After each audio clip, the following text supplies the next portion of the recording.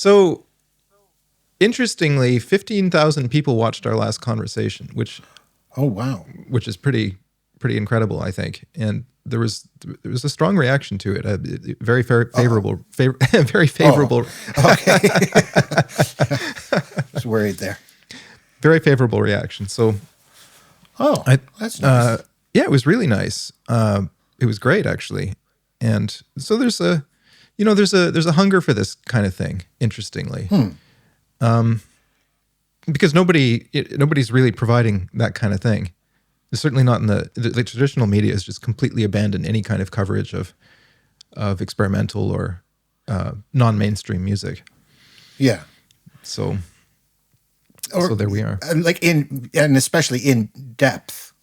Yeah. Like, not just the new releases on some relatively hip label. I mean, beyond that, it's very difficult. I mean, even, funny, even like websites. I mean, but that's understandable. To a degree, that's understandable.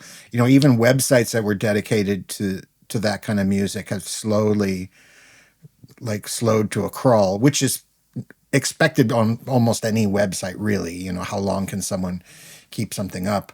But I have to kind of use to kind of know what's going on. I have to use look at the Sound Dome or something like that, just to see what records are being released and things like that. It's I mean, because they have that crossover of experimental music and new music, that sort of balance, that weird point in the line that I sit in, in my interests. So yeah, it's very difficult. So I'm glad people enjoyed. When you get a view, when it gives you a view, does that mean someone looked at the whole thing, or does that mean they just hit the thumbnail and then maybe stopped it? So nobody actually knows exactly how YouTube tallies up views. It's sort of like their algorithm. It's really complex. For sure, if you just click on it and watch it for 10 seconds, that doesn't count as a view. I know that. Oh, interesting. And I think it varies depending on the length of the video. So if you do a 2-minute video, then I think you would have to watch a certain percentage of it for it to count as a view. Right. And if it's 2 hours long, then that would be correspondingly longer. That's what I understand. Oh, that's interesting. Oh, I did not know that. But I also have access to the statistics that tell me what percentage of a video people are watching in general. And in the case of our conversation, most people are actually watching it all the way to the end. So that's wow. Oh, that's great. That's amazing. I think that's really cool. Do you read things like The Wire? Are there any periodicals that you look at? I have to admit, I don't look at that anymore. It doesn't really cover. This is not a criticism. It doesn't really cover stuff I'm interested in very much, and I understand.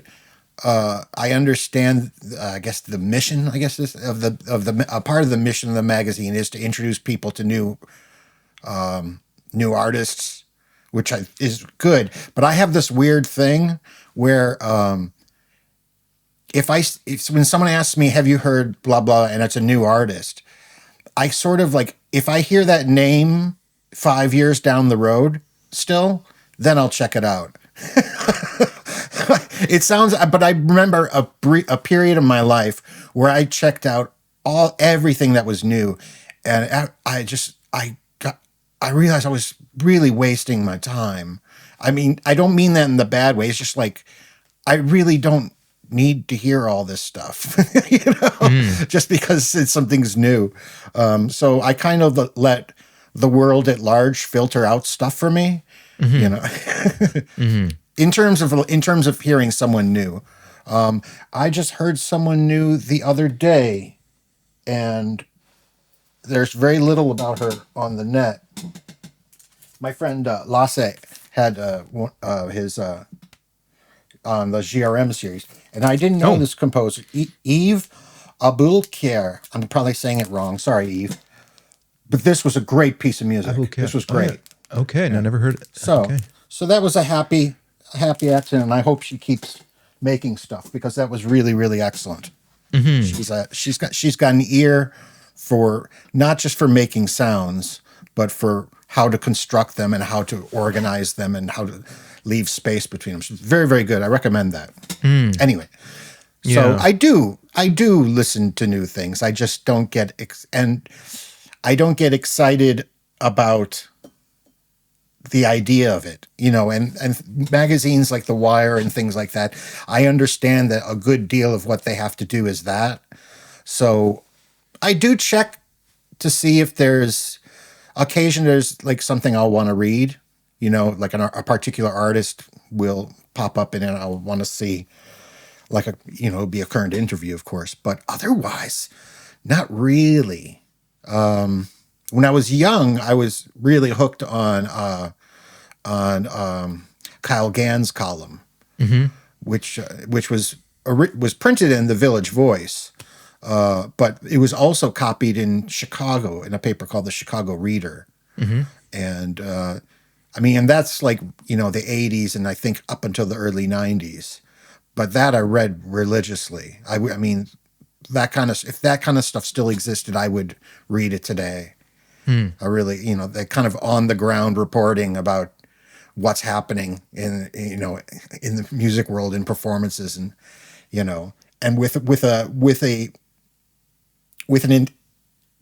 of course, intelligent, an informed, but objective eye, like an opinion, with having an opinion. Not just reporting. I mean, he had his likes and dislikes, and they happened to line up with a lot of mine, so that's handy. But but I understand one way it's more easy to do now than ever. I know there's a lot of people doing. They're not called blogs anymore. What are they called? Stacks or something like that. Oh, Substacks. Yeah, Substacks. Yeah.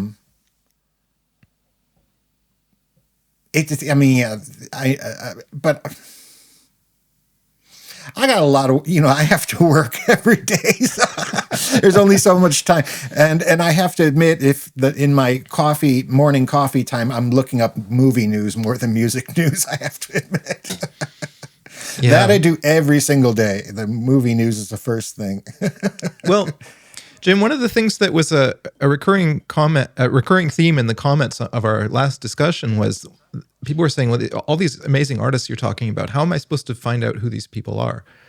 Like, how do I find out what's happening today that's interesting and exciting? And I don't have an easy answer for that. It's not straightforward. Cross-referencing. Cross-referencing. If you find one name, if someone says, I don't know, Martin Smolka, you put him in Google. Maybe if you have Apple Music, take a listen to him there. And even in Apple Music, you can go to the bottom and show more like this, right? And that's how it happened for me. I've said this 100 times, but when I was really young, getting the Zappa, is it Freak Out or Absolutely? It's Freak Out probably that has the list in it. Oh, and I just went to the library, and I went to the library and looked up every single name on it.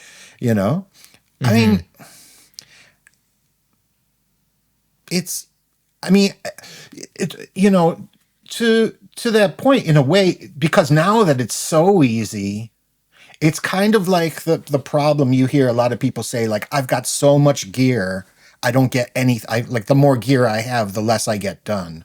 Yeah. Which is true for a lot of people. And it might be that it's so easy, there's so much stuff that it might seem daunting, but it's not really daunting. It seems daunting. I can see how to some people it seems daunting. But it really isn't. Just do it. You don't even have to live in a big city anymore to do this. I was lucky. I lived in Chicago, and America has that amazing interlibrary loan, which I didn't know wasn't a thing in a lot of the world. I could even get films, not, like actual film prints, before there was VHS. So, my recommendation is find one name, check that out, and then look around it. Look, anything you see online. If there's another name mentioned that you don't know, go check that out as well. and it'll just keep going from there. Yeah, I mean, it might take you down some. I'm sorry. Go ahead. No. I had a friend in Canada who is involved in small press publishing, and his philosophy about this was, for him, there were two artists that he was really interested in. There was Frank Zappa for music, and B.P. Nichol, who's a Canadian experimental poet for poetry and literature. And what was his name again? B.P. Nichol, Barry Nichol. Oh, B.P. Nichol. Oh, of course. Yeah. Of course, I know. Oh, you know him. him. Okay. Yeah. So for him, these two figures were like fulcrums, and so it's like there's this center, and then there's these spokes radiating out from it. So every time Zappa would reference an artist, he would look it up, and then it would lead to other things, and it would, it was rhizomatic. So then it would spread out in all kinds of directions. Sure. And that seems to have worked for him, and that's probably something like what I did as well when I was a teenager. So, what were some of the key like texts for you? I don't necessarily mean like printed text, but like the things from which the things sprouted. Well, definitely the Paul Griffiths book on modern music. That was really important to me. Yeah, I found a secondhand copy of that in a bookstore in Toronto when I was maybe 16, and I just looked up every single name in the book. And the Michael Nyman book was that for me. Yeah, that's a good one too. Yeah, that was like my Bible. I'm sorry, go ahead. Yeah, well, there was a picture of Gruppen being performed, the Stockhausen piece with the three orchestras, and it's like I have to know more about that. It just spread out from there. And the thing is, that book is quite Catholic in terms of the different aesthetics that it references. So it talks about, it talks about neoclassicism, and it talks about electronic music and Cage, and it's very, very broad in its outlook, and it just presents these things in a very neutral way without making value judgments on them, and that was really extraordinarily helpful. Yeah. That's a book I actually don't think I got to until like I was in college. But yeah, that's a great book. I think because of the Nyman book, I immediately was very UK, especially UK, but more Europe centric in my interests, and also because it crossed over with like the improvised music from Europe and the UK, which both the equivalents of those in America didn't interest me so much when I was younger, except for like, the what would be the phrase? I mean, there's the famous minimalists, which of course I was into in high school, but then I guess you would say I don't know the phrase, but then you move on a step to like Ingram Marshall, or of course then Tony and Phil Nieblock and everybody like that, but also that sort of in between world of like Marshall,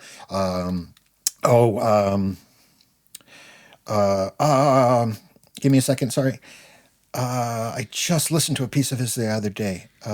Daniel Lentz. Because that stuff was sort of real time when I was like in high school and early college. So it was sort of, like in this, like the Cold Blue, the label Cold Blue, and that sort of wave. That stuff interested me, but outside of that, like more like hardcore new music and jazz and improvised music, I think reading that book really sort of like kind of turned my head that way for many, many years. And it was very similar, like you were mentioning about the picture. I remember there was a picture, ironically, this is not UK oriented, but there's that picture in that book of the Theater of Eternal Music playing. And it's like that big gong, and there's Tony and John Cale kneeling next to each other playing it. And then there was the AMM picture. That was really, really the picture of AMM playing with Cornelius Cardew on the cello, and Eddie Prevost looking pretty normal, playing drums, but then Keith Rose in the middle, and he's bowing what looks to be like a tetrahedron or something. So I remember this. I've like, where did this happen? Where can I go see this? Yeah. What was happening then? I mean, just it really, really like sparked my imagination and made me want to go those places and see those people. Yeah, now that we're thinking about it, there was a press called Omnibus Press. Do you know that? Yeah. They did lots of amazing books about music. There was one on the Velvet Underground. Was it called? I'm trying to remember what it was called. like Hard Up or something like that. Anyway, it was it was a visual biography of the Velvet Underground, and it had all these interviews with people that had known them and worked with them, and there were lots of references to other artists that were influenced by them as well. Yeah. And that was just an amazing piece of writing. There's also a book called The British Invasion that I found at my uncle's house. Yeah. And remember that one. Yeah, and that got me onto the Kinks and Syd Barrett and all of these things that I wouldn't have heard about otherwise. And so, yeah. Have you by chance seen the Velvet Underground documentary that Todd Haynes made? I have not. It's worth seeing because like the first half of it's all about like Tony Conrad and Jonas Mekas. It's really, I mean, like personally, I'm not a Velvet Underground fan, but like I really loved the movie because it had so much of like, and so much stuff I'd never seen before of like the world that they kind of came out of. Mm-hmm. So it's if you like the Velvet Underground, you might like it even more. I mean, I actually wouldn't know because people might say, oh, it's missing this or it's missing that. I don't know, but it's surprisingly full of that stuff, that background, and so that's probably be really appealing to you. Oh yeah, I'll check that out for sure. Yeah. Well, I loved the Velvet Underground. I loved the just how filthy the records are, like in terms of the audio quality, and how they used that to aesthetic advantage. It's like, you know, I always thought that was really striking. I think I was oh, I'm sorry. Go ahead. I'm surprised that you're not a fan, actually. No, it doesn't really appeal to me. Yeah. I think I've never, grungy sounding things don't necessarily appeal to me so much, strangely enough. Yeah, I mean, when I was like, I'm talking about grade school here, I really liked The Who, especially Quadrophenia. Mm-hmm. I still like that record, and Who's Next. I was, as most people know, I was really into Genesis, and when the Peter Gabriel era, and but not much else. Like I didn't even listen to Led Zeppelin then. Mm. I only got into them later in life, and was kind of amazed by them, especially from Houses of the Holy onwards. But that was appealing to me as like not just like I'm listening to music. It was like as a recording engineer, because Jimmy Page's production ideas are brilliant and the sounds of those records are amazing. Mm-hmm. But like garage rock, crusty rock, things like that, it never really appealed to me. Yeah, I don't know why. There was plenty of it. I think when there's an interesting grain to the sound, I don't know how else to describe it. When the recording process itself colors the music in an unpredictable and complex way, I find that often really engaging. I've definitely. I'm sorry. Go ahead. Oh no, not at all. No, the early Kinks records have that quality because, of course, the Kinks didn't record at EMI or Abbey Road. They recorded at Pi Studios, which was like this third-rate, falling apart studio somewhere in London, and they're unbelievably badly engineered. Like they're just nasty sounding recordings, and they're not together. Their musicianship is kind of iffy as well. Yeah. I'm not saying that those are necessarily desirable qualities, but they definitely sound different than the Beatles. Yeah. There's no question. Yeah, I have to admit I don't know that stuff at all. Oh, it's horrible. Yeah. Yeah. I really didn't know a lot of that stuff. Like even Procol Harum I didn't hear until later in life. And I know I'm thinking of them because I forget where they recorded, but their first few records also have that, like the recording quality is not up to what the snuff of what they're trying to do. But I just somehow never. I mean, even with the Beatles, you gotta understand it's kind of a real time thing because I liked Wings more than the Beatles. Oh, really? Yeah. Oh, well, Wings was happening. It was my first show in 1975 was seeing Wings. Uh-huh. So yeah, I mean, I knew the Beatles. I think I somewhat liked the White Album, but I liked side B of Abbey Road, but to me, I was like, well, that's just a Paul solo record to me, you know? Yeah. So, I mean, like Band on the Run and Venus and Mars, and especially London Town. I listened to those way more. But it was kind of a real time thing. I mean, the records came out and I was excited and I went to the store and I bought them, you know. But I know about a lot of that stuff, but in terms of actually listening to it and actively listening to it, with pop music, seems very specific with me. And like the rest of the stuff, I'm not interested in. It's really weird, especially with rock stuff. It's like, I mean, like, you know, there's probably this collection. There's probably like pop and rock makes up maybe 5% of it, if any. I mean, I shouldn't say if any. It's about that. You know? I seem to be very, very specific about what I like, and then everything else just sort of falls off the curve for me. Yeah. Well, it's probably like that for everything. It seems like rock bands and pop artists are not what I really want to listen to. Well, 10cc, I was huge into 10cc. They've lasted. I still love 10cc to this day. So that I think in a way is a good hint as to why I sort of only went towards certain artists, because 10cc is like, I mean, I didn't understand it at the time, of course, when I was very young, but it's I mean, you could say 10cc is like one of the first postmodern pop bands, you know, and then you could say that about Sparks, you know, it's very, very self-reflexive. And I probably really loved that about it when I was young. I love that the music was about itself and not about entertaining me and you know, I going know out on the road. If I get the sense that I'm being entertained, I lose interest very quickly. I do too. I have to admit, I do too.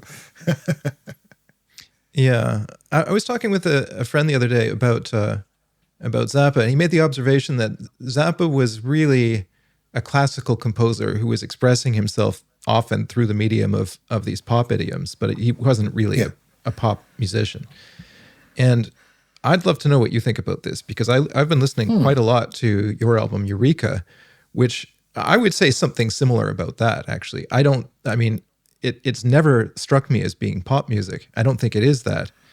I'm not sure what it is. I don't, I mean, it's, well, I mean, it is and it isn't. I wasn't trying, you know, it's a report on pop music. I mean, I'm making sure this is recording. Yeah. I mean, especially that one, that's very much like a report on, you know, I mean, you could, I mean, okay, I want to get this right because this is a tough thing. I mean, it was me moving towards that. It was an attempt at that. I mean, I have, as a lot of people know, I have very mixed feelings about that record. In a way, because it did what I wanted to do much better than I expected it to. It really disguised what it was very well. Because, I mean, people still love that record for reasons I didn't intend, but that I intended to camouflage it with. You know? I mean, I get messages of people who are playing it at their weddings and playing it, and I was like, well, it'd probably be better to play at a funeral. But, you know? That's a pretty dark thing to play at a wedding. Oh, it's been played at hundreds of weddings. Wow. Almost every song on that record has been played at a wedding. Do you think they look at the lyrics? Maybe that's part of it. And it's not just weddings, other things. Yeah, I don't know. I don't know if it's whether they're not listening to the lyrics or not. I mean,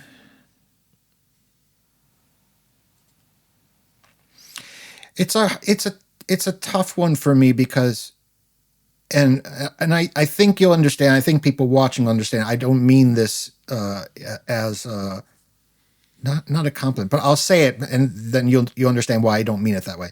But it has been imitated a lot, especially like the second song has been imitated a lot, and it morphed into this sort of twee,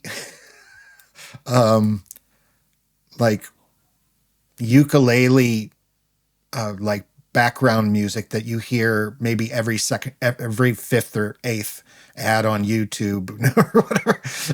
It just, I mean, for years I was just getting asked to do movie scores, and all they wanted was like that. They wanted like, and it's, so I don't know what it is that makes it different. It's not really, I mean, harmonically, it isn't all that complicated. You know, it's not like it's like, I mean, there's a little, you know, left turn or right turn here and there for people who really know, you know, pop music, you know, harmony and the usual harmony and the usual changes and the usual rhythmic, you know, there's, especially on Insignificance, there's, because on Eureka, I did kind of purposely do everything, like allow repetition in groups of fours because I wanted it to appear in a certain way.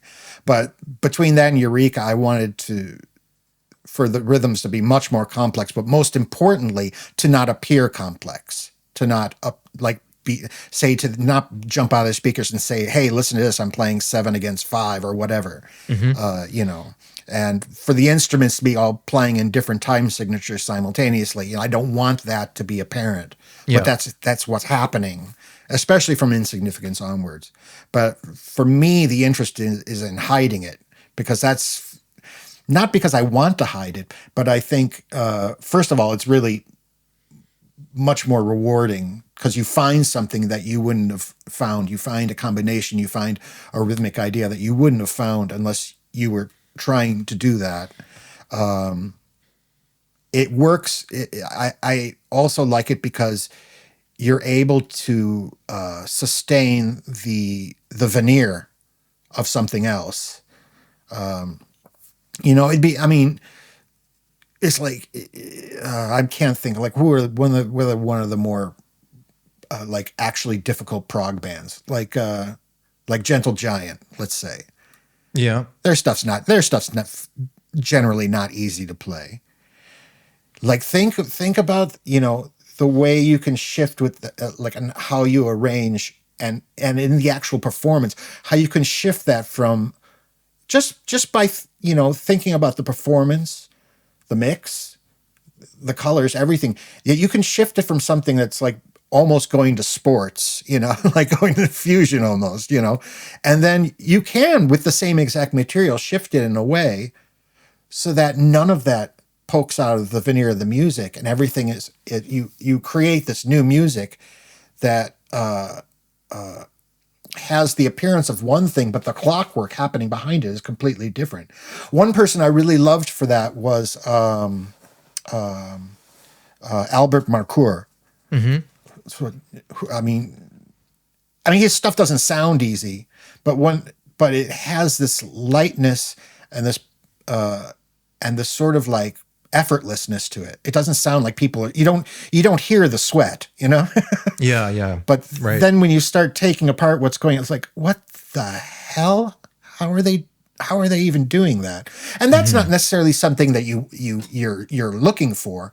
But a lot of times those things are very, very rewarding to take apart. You know. Well, I think part of what it is for me is that a lot of pop music is extremely easy to reverse engineer. You can right. you can figure out in 2 minutes what they're doing and what they're trying to do also, and what the effect is that they're hoping to have. with Eureka, I can't do that. I can't reverse engineer that album. I have no idea what your point of departure was for that record, because it's strange, and it brings together all of these strands that don't intuitively belong together, and it synthesizes something out of that.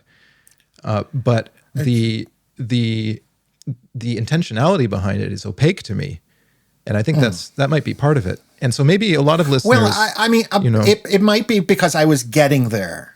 I was only really starting to articulate these ideas to myself, not complicitly, implicitly. I'm sort of stumbling towards it on that record. It's not quite there yet. So I feel a little embarrassed about it, but I mean, I'm grateful that people get something out of it. I'm especially grateful that someone like you gets something out of it, because I know you're not listening to it like in the way that someone who wants to get married to it. Although I'm grateful they want to play it at their wedding. It also came at a time when, up until then, my own there was bad time. Bad timing was sort of like the first step towards that. In that I had never, all the music I really made up to that point, with the intention of it saying this is my music, which became less and less important later in life, was really like tape music or, scores for people. And I never had a band, I had never really been in a rock band. And then what happened was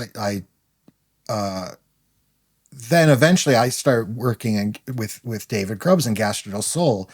And I think as that was ending, I wanted to continue using this kind of material because of its loaded nature. That it was interesting to me more than anything, because when I was making tape pieces, there's the various schools of thoughts about like the sound of a car door. What baggage does that have? There's people who believe you can think of it as an abstract sound. There's people who are like, no, it has a lot of cultural baggage, and there's all the places in between. But how do you do that with music, quote unquote music? How do you treat, I made this record called Breeze Glass around the same time, which was also sort of me stumbling towards a way of working with this as material. And in that one, it was kind of overt in the sense that the idea was I wanted to make not a documentary, but a report on a rock band that is unable to rock.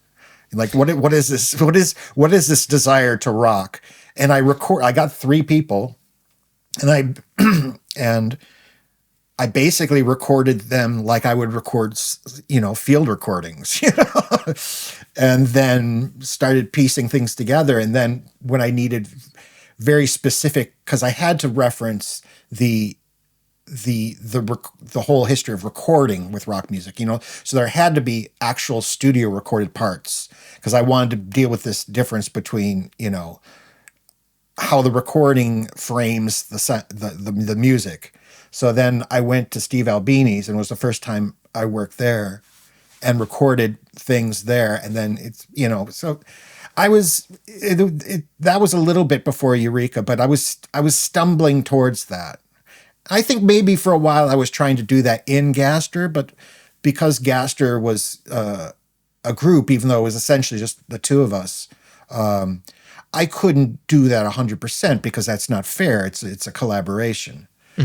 But I think my interest in that was being fulfilled, and experiments and so on could be done in that context.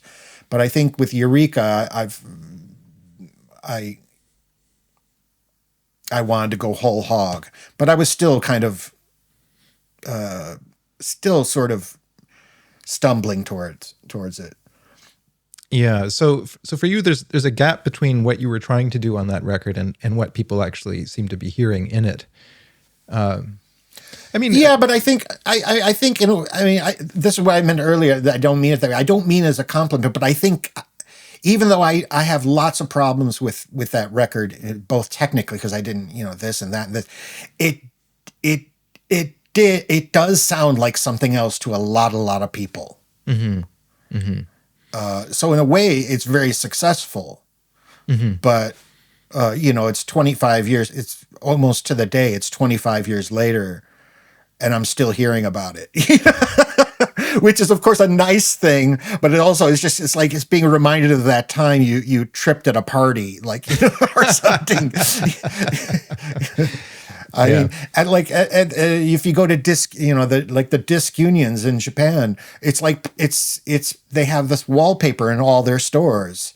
And Eureka's on the wall of every store. It's like, oh. It's not even that they have the record up. It's the actual wallpaper. Right. Yeah. Yeah. So it's a little bit of embarrassment, and it reminds me of what Ravel said about his piece Bolero. He really was annoyed about the fact that Bolero was such a popular piece. He said it's the only piece of mine that gets played on a regular basis, and it's the only one that has no music in it. It's all just orchestration. Right. Yeah. Yeah, I can see that. Yeah. But you don't. In a sense, you don't get to say what works of yours will resonate or will. Yeah. It's par for the course when you're an artist. Yeah. I'd like to just briefly jump in here and say that this channel exists because of the support that I receive on Patreon. If you are a regular listener and would like to see more of what I do, please consider becoming a patron at www.patreon.com/Samuel Andreyev. You'll find the link in the video or podcast description. You'll get exclusive previews, the ability to submit questions, CDs, signed prints, and more. But you can also support my work by subscribing to the channel, liking the videos, or joining in on the discussion through the comment section below. Thanks for watching, and let's get back to the interview. I'm grateful for it, I'm grateful people liked it. And it really was weird. It was really weird how popular it was. That was also very strange. So why do you think it resonated?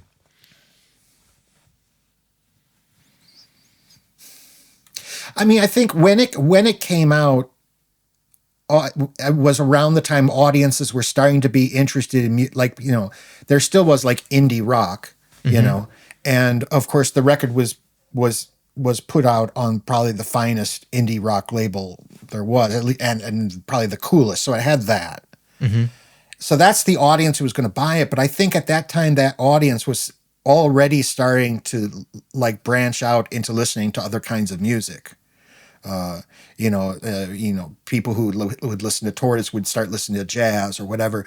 So I think the audience for that music had already started to transform into people who listen to a much more Catholic, have a much more Catholic taste in their listening. Mm-hmm. And I think that record, maybe more than other records at that time,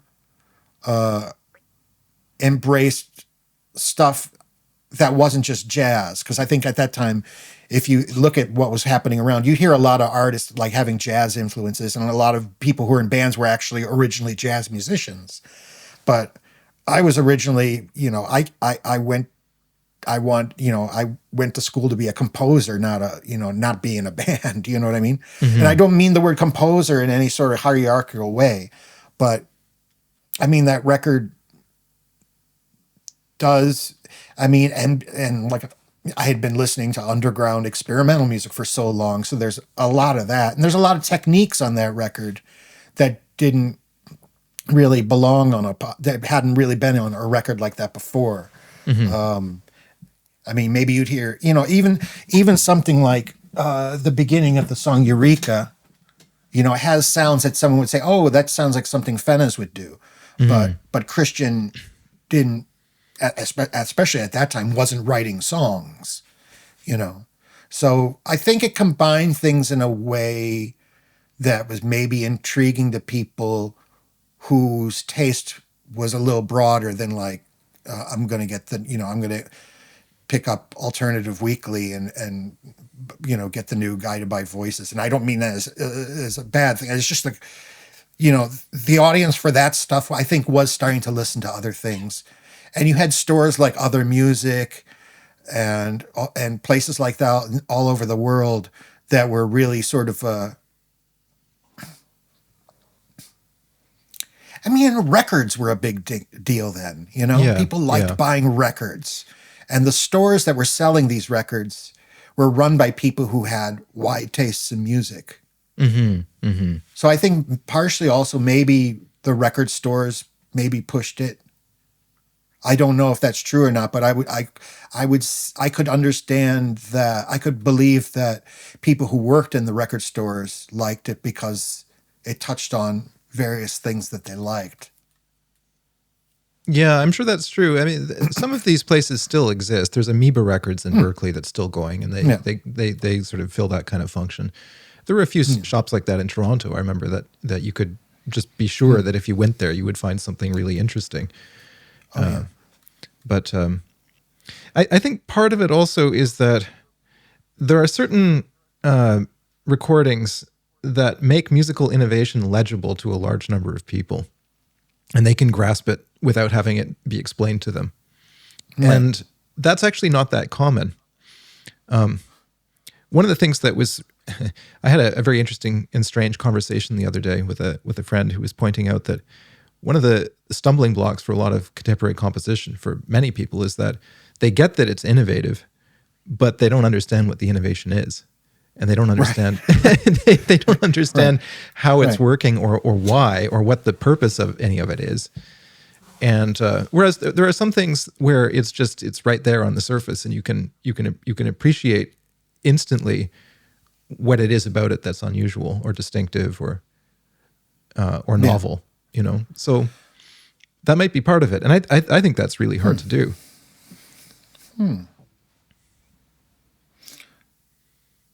Well, I mean, well, thank you. I mean, it might have, in my case, it might have something to do with my interest in hiding things. Like I like taking that extra step to make something, to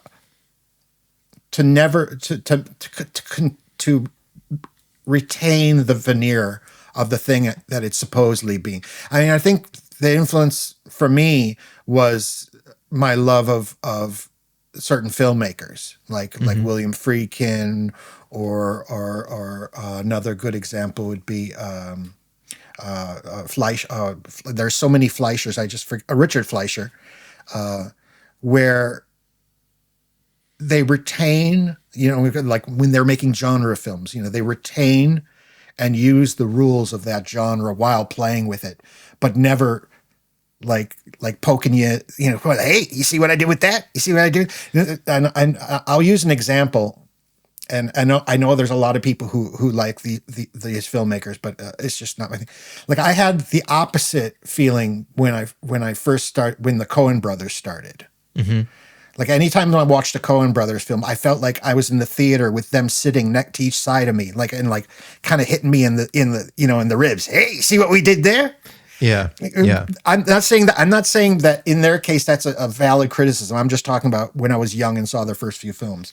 But like that, I think it's actually another step of work to get rid of that. Yeah. It's not the opposite where you do a little bit more work and it becomes more apparent. It's apparent. It's already there. You've got to find a way to hide it. You got to hide that, and you've got to hide the work. You don't want it to sound like you put a lot of work into it. If it's possible to do that, that's really, for me, the best it could be. Hopefully. I think I know exactly what you're saying. I have that experience also watching Paul Anderson films. It's the same kind of thing for me, where it's very self-conscious, it's very intentional, and it's like it's exactly what you described. It's like you're being ribbed all the time. Like, did you catch that reference? That was pretty clever. There's people who are really full on like that. of course, that's not to discredit those techniques, right? But yeah, it's the older I got, the older I got and the older I get, that's not appealing to me whatsoever. I think that's a holdover from the postmodern attitude, which is this having this virtuoso ability to reference things and recontextualize them and have you get the reference and have you be very conscious and aware of the fact that it is a reference and but that it's being done in a way that's not quite right and there's something a bit off kilter about it and so on, and this sort of explicit referentiality and that might be partly what it's coming from. I don't know, but for me, it maybe partly because some of these people are so extremely clever and virtuosic at it.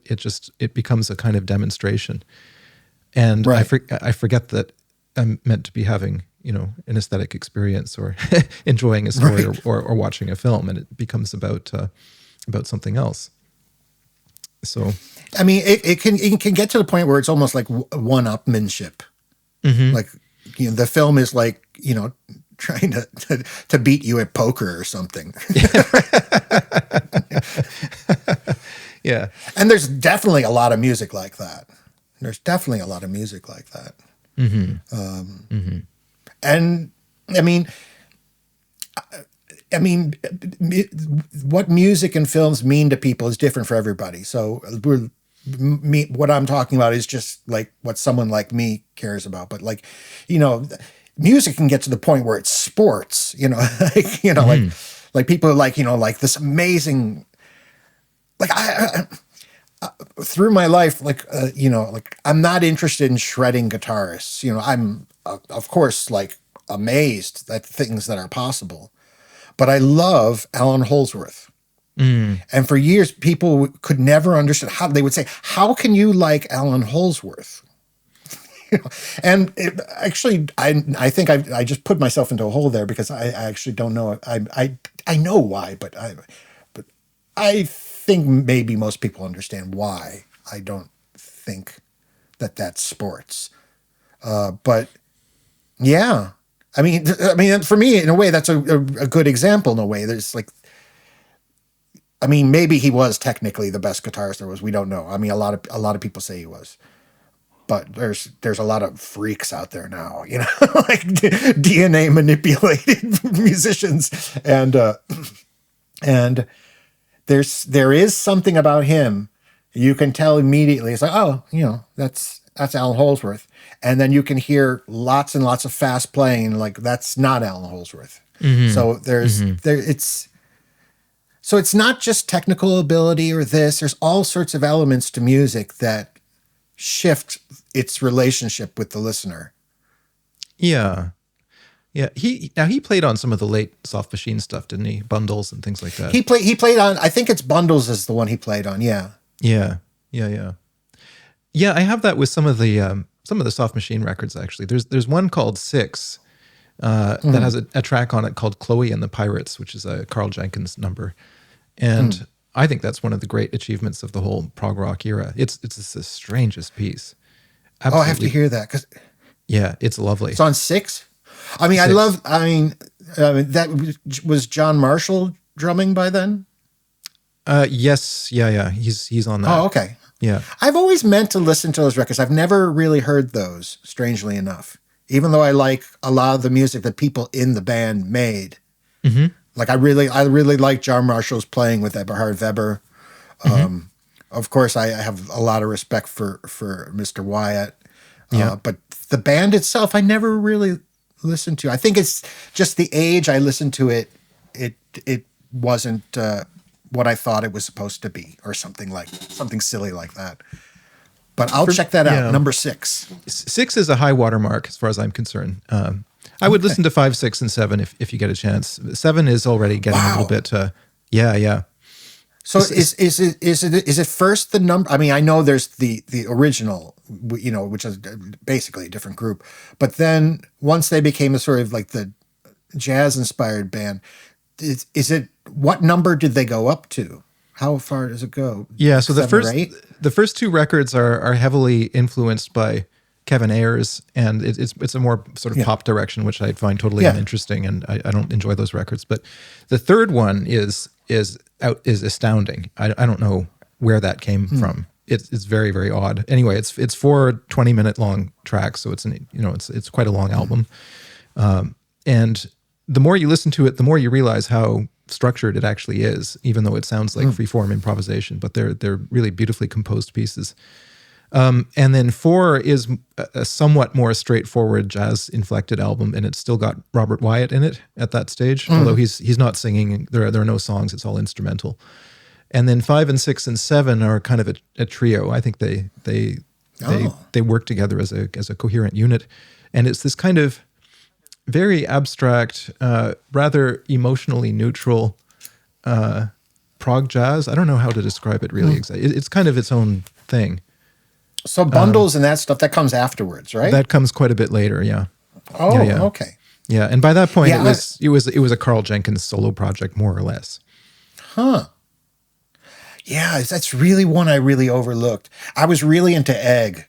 I mean, in terms of like, in Camberwell, I really, really loved Egg. So I think maybe because it wasn't eggy, I didn't pay attention. But I'm going to check it out because it's definitely a hole in my listening. I know Bundles because Holsworth's on it, and I know the first album. But I've got to check those other ones out. Well, I think one of the things that's really cool about it is it's not really jazz. It pulls in influences from minimalism and tape music. There's a lot of tape loops on it and things like that. And then there was that very specific melancholy minimalism in the UK at that time. Yeah. Like early Briars and pre Jerry Lee Lewis meets Mozart, Michael Nyman. Yeah. There's a bunch of other ones.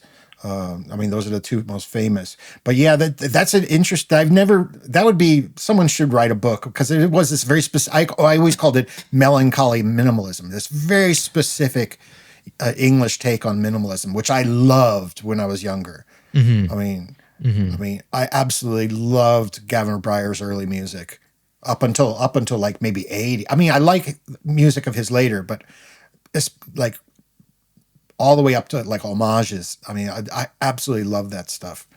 I know what you mean. There's a kind of forced cheer in American minimalism. It's like it's bright, it's shiny, it's cheerful. Yeah.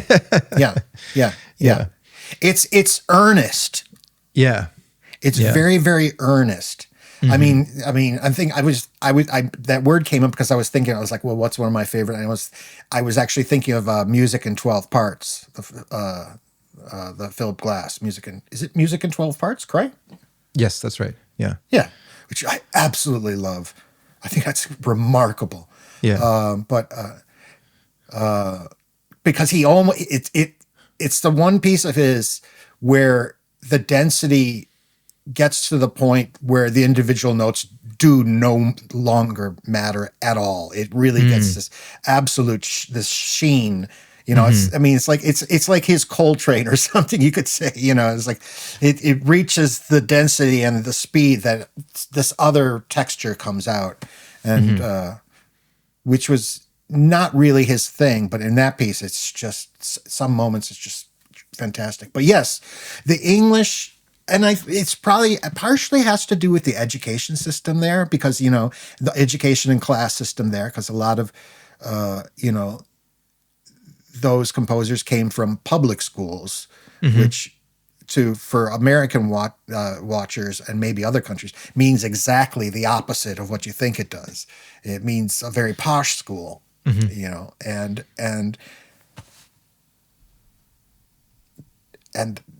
just fundamentally, that's going to change,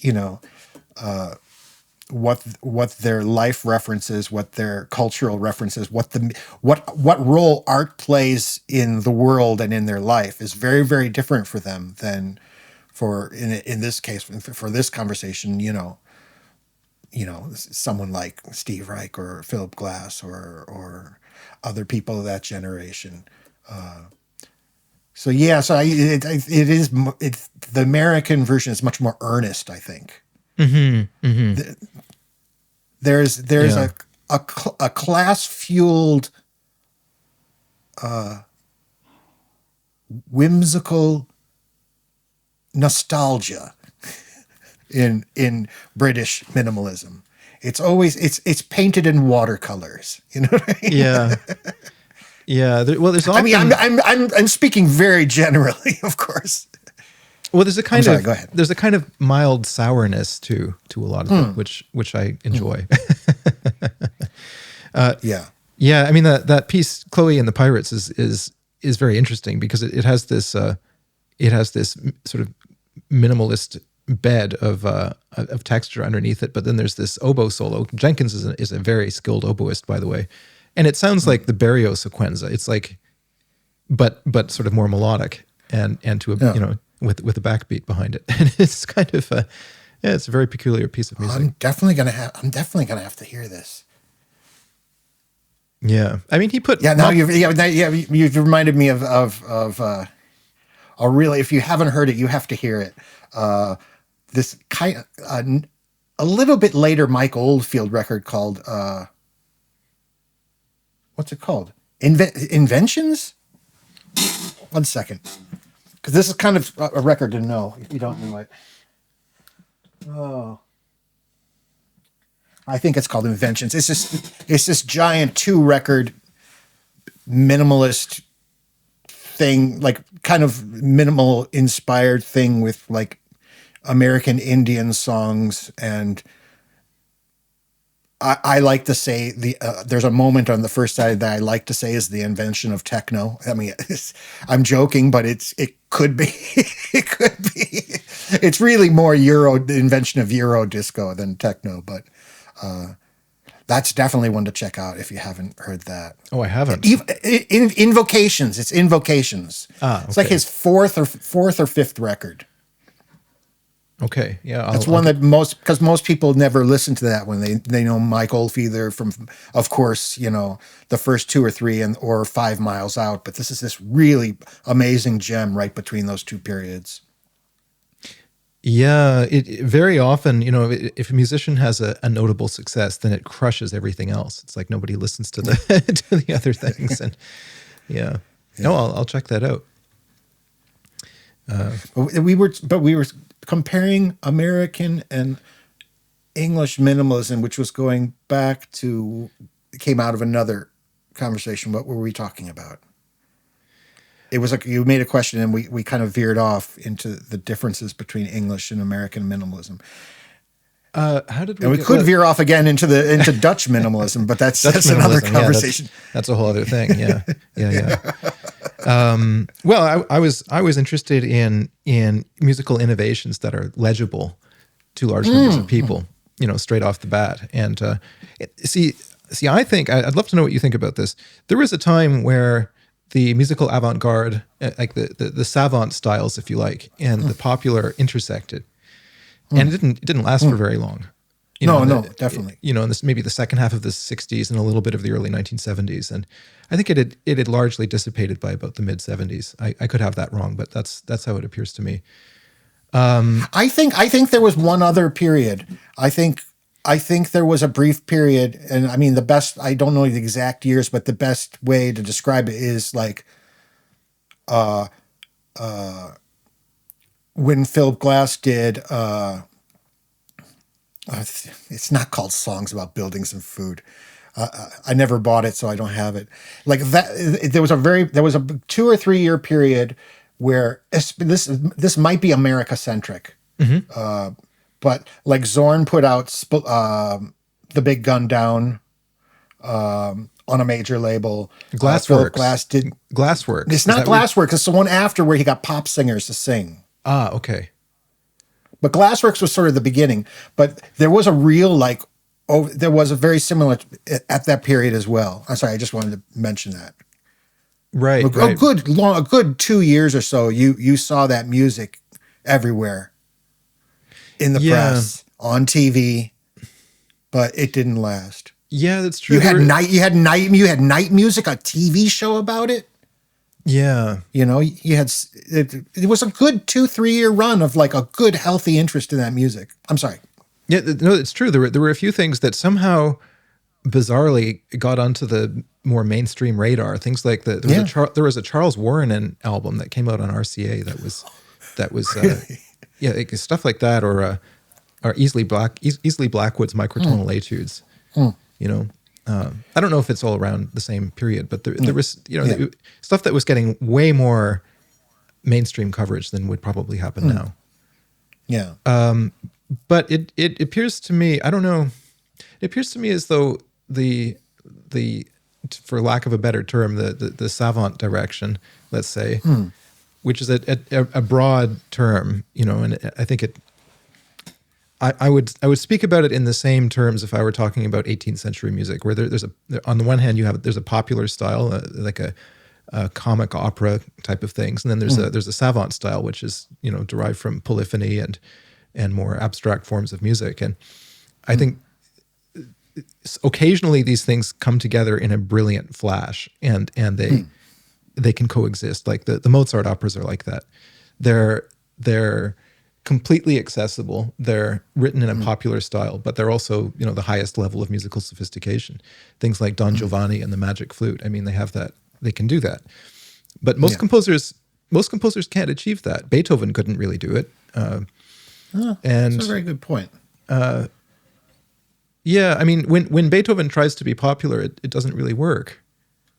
I had never thought about that before. That's very interesting. Yeah. So, but Mozart was able. I to always do think that. of Beethoven like in the abstract. I must admit. You know, yeah, like, right. You know, I don't know. It seems to me that today these two strands, if you like, are extremely far apart, and it's very difficult to bring them together. There's a few people who are possibly managing it, but there's probably people maybe, I mean, because I don't know anything about these musics, so I wouldn't know. But I wouldn't be surprised if there's people doing amazing things like in dance music and rap music. There's probably like amazing stuff happening that is very, very popular, that is also really rewarding to pull apart. Because I'm not up on that stuff. I don't know. But I would believe that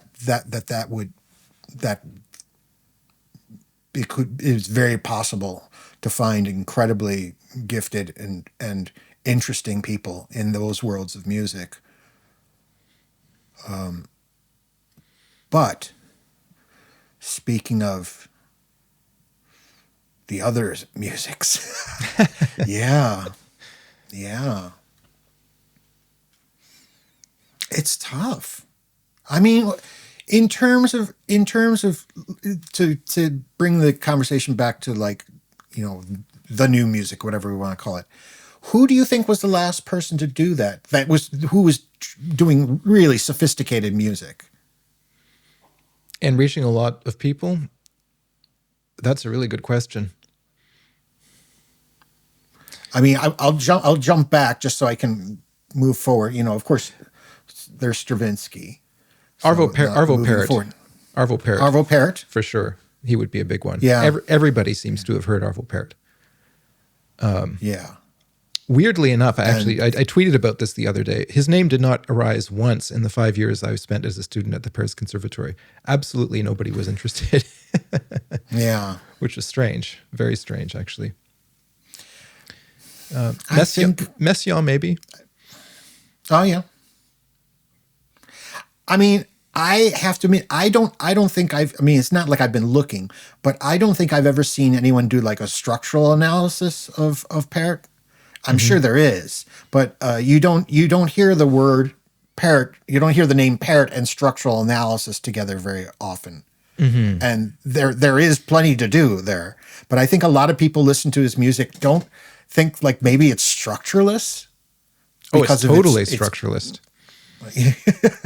No, it's structureless. Oh, structureless.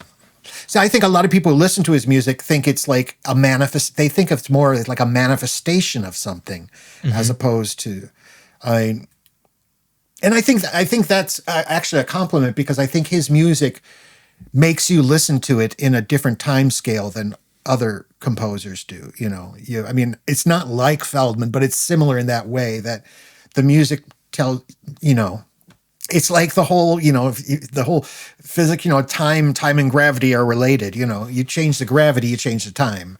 And those are two composers who do that. So I mean, you'll see more people talk about, doing structural analysis of Feldman and stuff like that. But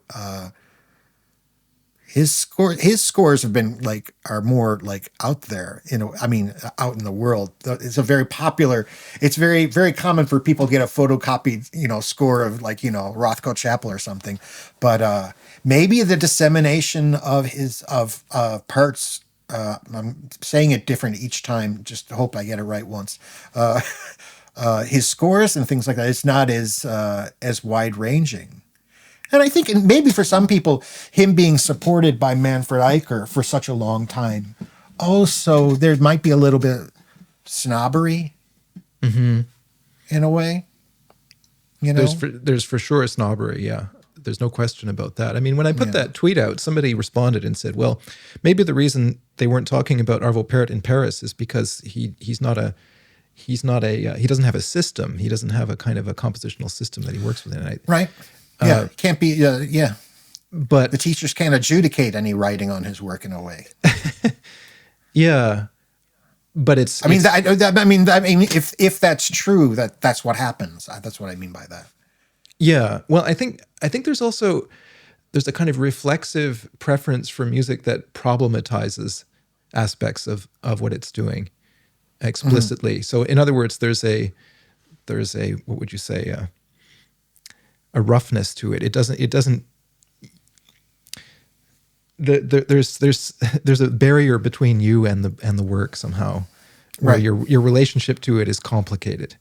So for example, in the case of someone like Fernihough, the sensation that he seems to want to create with his music is that you as a listener are always struggling to keep up, because the piece is so complex and it's so dense and there's so many things happening. And you have to constantly switch between focusing on this and focusing on that. And so you have a perpetual feeling of being overwhelmed listening to this stuff. Right. And which is, anxiety provoking for a lot of people. Yeah. And with Pärt, you don't have that at all. It's the time scale is absolutely adequate to the material. Right. Yes. There's no issue there. Yeah. And it's very compelling to listen to, and it's very beautiful also. Yeah. Well, I mean, there's I don't want, not snobbery, but there's definitely, with a lot of people, in regards to new music, there's a lot of people who have an allergy to a beauty. Of course, that's in the eye of the beholder, and they have an allergy towards non-complexity or apparent non-complexity. So, I mean, we've I mean everyone over the years have heard the opposite arguments a lot. Like, oh, it's not, that music is too simple, or this music is that. And those allergies are very well known. But these other types of allergies exist, very, very much so exist, but aren't thought of as enough. It's like you've got an allergy to it's not complicated enough in order for you to feel good about your brain. Well, I think it's very similar. It's gonna. I'll say one thing and I'll stop. Sorry. It's very similar to, I would know people who like really crap movies, really grade Z movies. And instead of just saying they'd annoy it, that instead of just saying they enjoy it, like the trauma films, things like that, I forget that, whatever. Instead of just saying they enjoy it, they have to create this complex structure of ironic structure in order to say that they enjoy it in an intelligent way. Right. It's necessary. It's that message it has to be embedded in how they express their enjoyment of it. And I always found that annoying. Yeah. Yeah. And there's a very similar not behavior, Attitude, maybe. It's a very similar situation when it comes to new music as well. You've got varying degrees of like social constructions to carry other messages along with the intended message. Definitely. If that makes sense.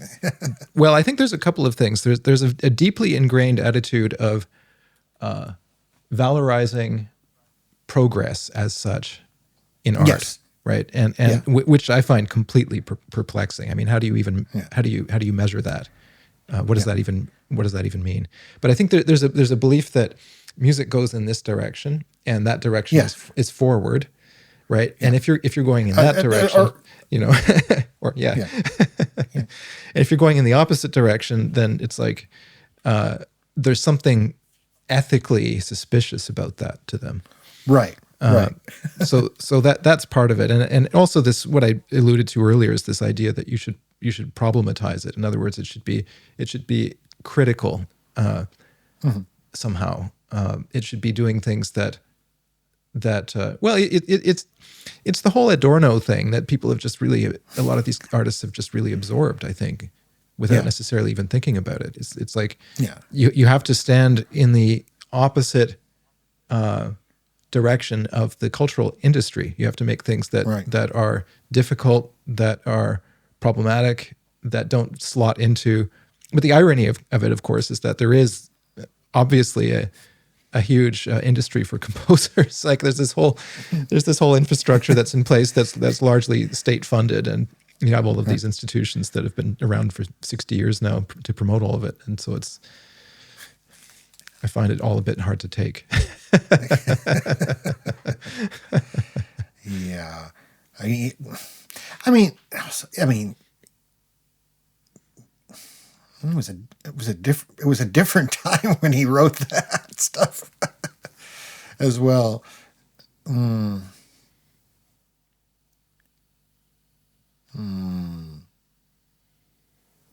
It can be.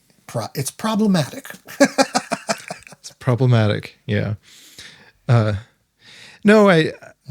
of the things I wanted to also ask you about today is because you mentioned last time that, and this is clear also from the way that you've been making your work and putting it out, that you have no interest whatsoever in the whole business of promoting things and talking about your work and doing press junkets and things like that. I'm talking to you. Yeah, right. Well, yeah. But a lot of this stuff, I think, even if you were to do that, even if you were to get the best PR firm in the world and put lots of money into advertising and so on, I don't know if it would necessarily make much of a difference at all. No, it wouldn't. And I mean, and obviously you and other people are exceptions, but in those situations, you generally don't get to talk about what you want to talk about. And I mean, I don't even know if that's even important, but yeah, it's, I can't say it's something I think about a lot, but it comes up, of course, every once in a while. 'Cause sometimes I do have to do stuff like that, especially if it's something I've done with someone else, and I can't be a stick in the mud about it because it involves other people. So I have to, bite my lip and do the job. And it's funny. I don't know if this is even an interesting conversation, but since we last talked, there was the whole thing about BANDCAMP's. Publishing arm isn't the right term, but basically, their editorial content was shut down, and all of a sudden, I was seeing everywhere all these people. I don't know who they are, but like young music writers, like, you know, expressing their concern over that and other things that are happening in that world.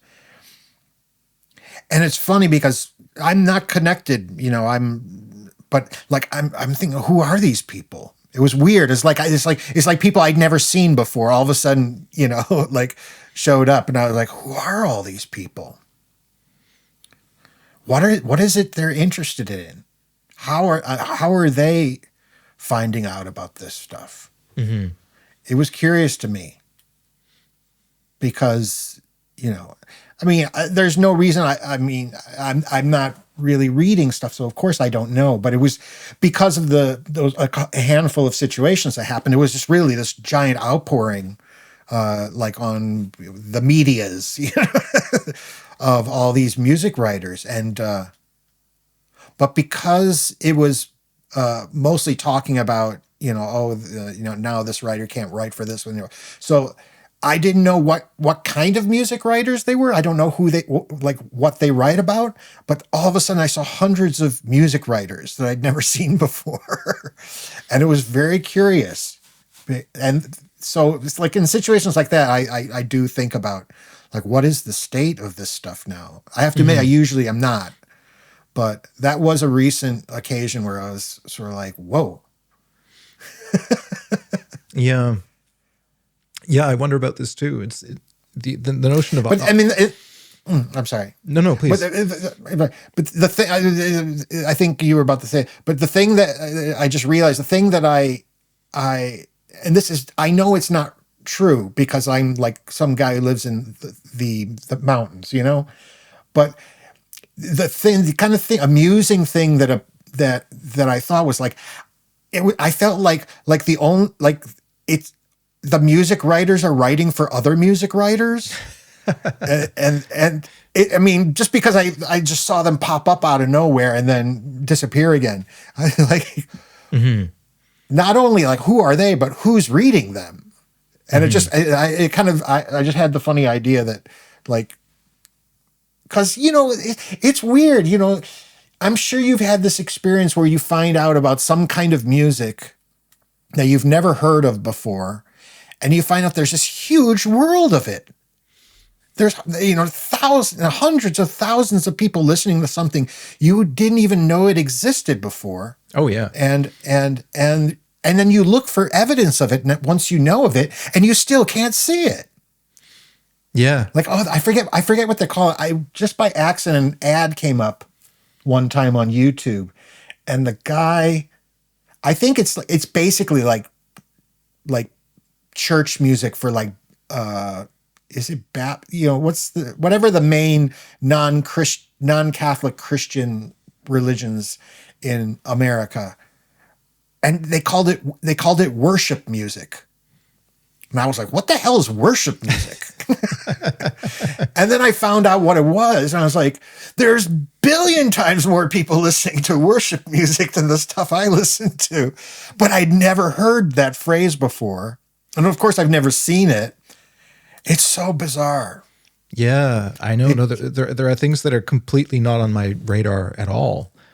Someone was telling me the other day about a band called Polyphia, and they do this kind of metal music, but that's really structured and really complex in some respects. And so I looked on YouTube, and Polyphia, they've got one of their videos has like 47 million views on it or something.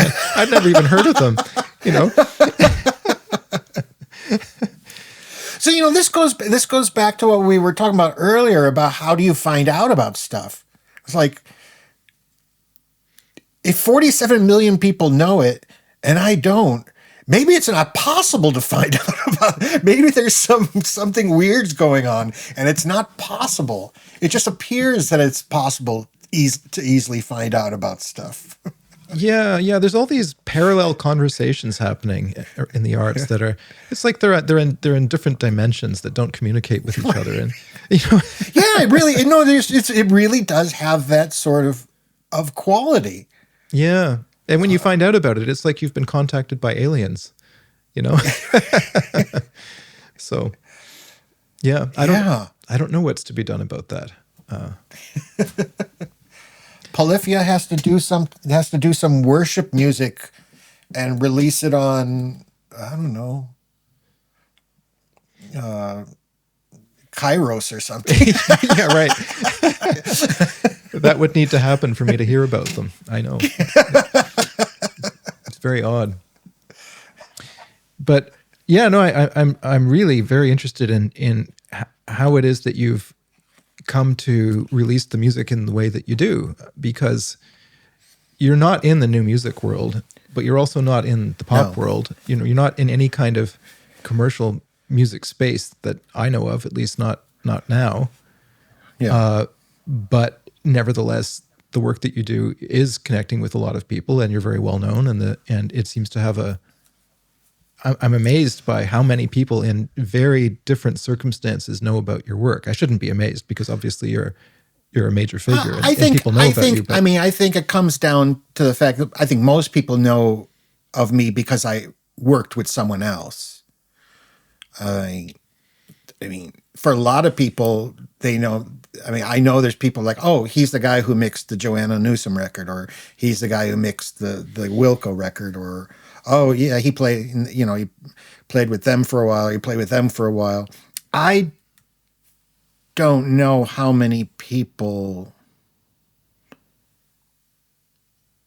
I mean, I think there's maybe a handful of people who've been interested in what I do from like almost the beginning, and they've kind of, I actually know I know there's people like that because I've met them and have followed what I've done over the years, and it's a small, but I'm grateful for their dedication to to being interested in what I'm doing.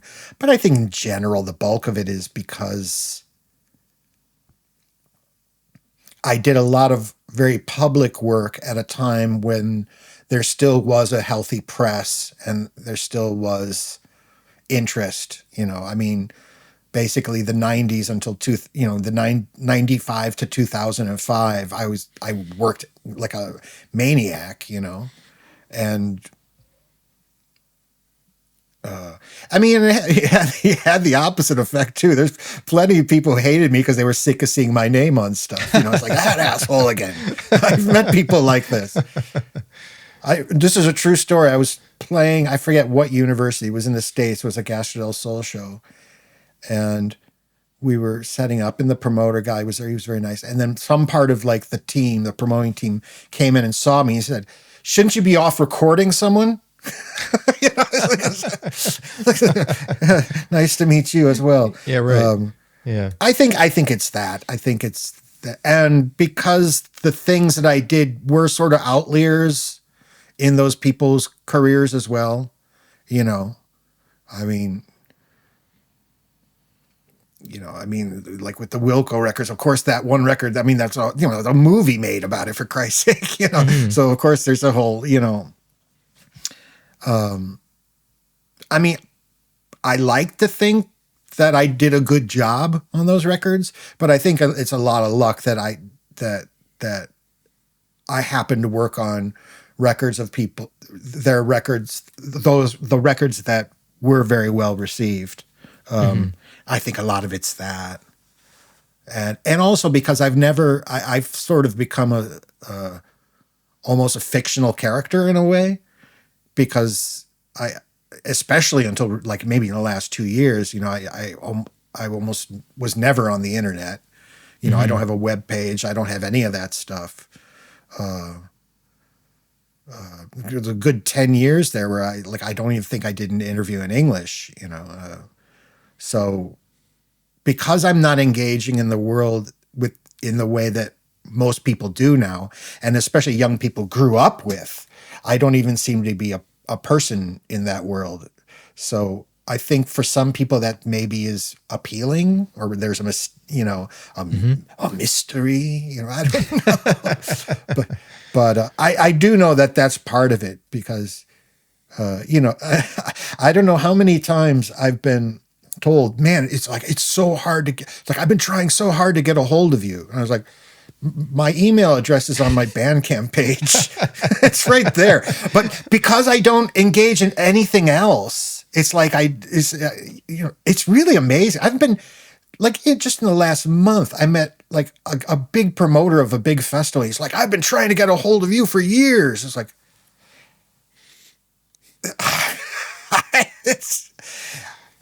it's weird. I find it weird. Because I don't really engage with that stuff. I really wonder how perception is, how the brain is rewired by interacting with these things on a daily basis. And especially for younger people who grew up with it, there's obviously got to be something going on that I'm not able to understand because I don't do it. I'm not saying it's a bad thing or a good thing.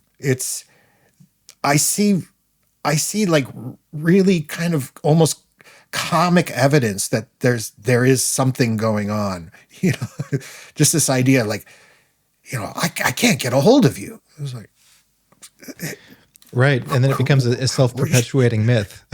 Yeah. It's like, there's my email address right there. Yeah. Right. But I've come to realize, like, even people now, because I'm not an iPhone, I'm not a smartphone person. And it took me a while to realize, I was like, yeah, people don't even write emails anymore.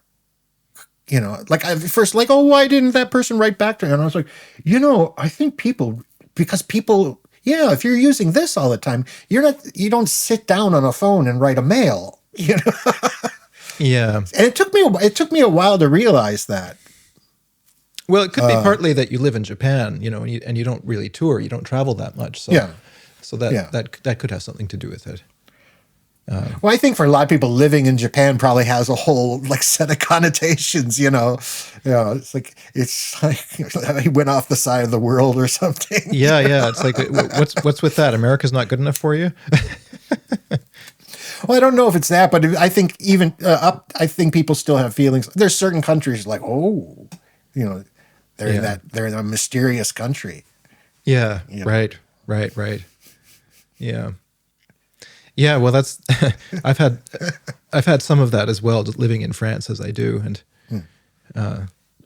well, not just living in France, but living in a kind of a smallish city, a medieval city in France. It's not even, I don't even live in Paris, so it's like, yeah, but yeah.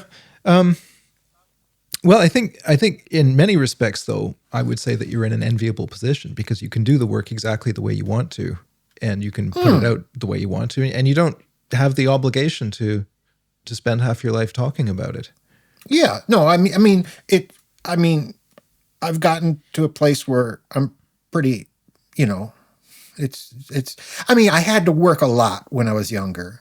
Yeah, and I had to like not be a person who wanted to buy like a Maserati and drink champagne. Luckily, I'm not that kind of person.